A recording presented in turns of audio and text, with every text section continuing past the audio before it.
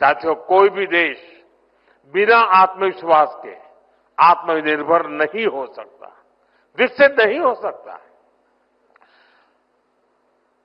और इसलिए अपने सामर्थ्य, अपनी विरासत, अपने साजो सामान पर गौरव का अभाव हमें खलता है।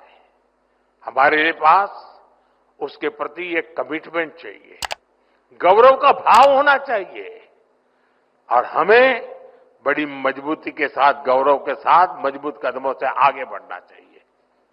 आपने ब्रिटिश राजनेता मैकाले के बारे में जरूर पढ़ा होगा।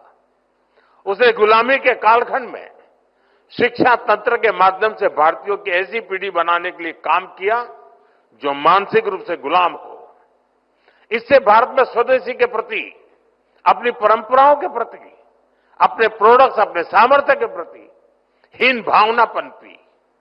सिर्फ स्वदेशी होना, इंपोर्टेड होना ही, विदेशी होना और इंपोर्टेड होना, इसी को श्रेष्ठता की गारंटी मान लिया। अब ये कोई गले उतरने वाली चीज है क्या? हमें मिलकर गुलामी की इस मानसिकता को खत्म करना है। 10 साल बाद मैकाले के उस दुस्साहस को 200 वर्ष पूरे हो रहे हैं और ये पीढ़ी की जिम्मेवारी है कि 200 साल पहले का जो पाप है ना, वो धोने के लिए अभी 10 साल बचे हैं हमारे पास।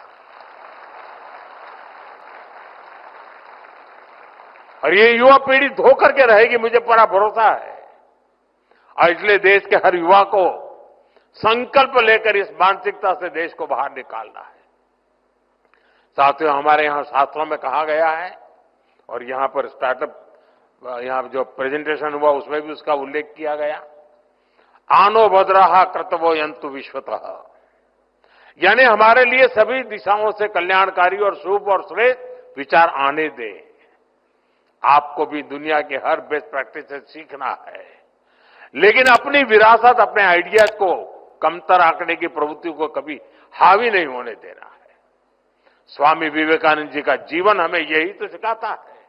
उन्होंने दुनिया भर में भ्रमण किया, वहां की अच्छी बातों की प्रशंसा की, लेकिन उन्होंने भारत की विरासत को लेकर फैलाए गए भ्रम को तोड़ने के लिए निरंतर प्रयास की, कठोरता उन्होंने घाव की उस पर।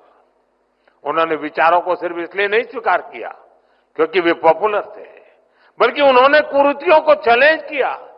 स्वामी विवेकानंद जी एक बेहतर भारत बनाना चाहते थे। उसी स्पिरिट के साथ आज आप युवा शक्ति को आगे बढ़ना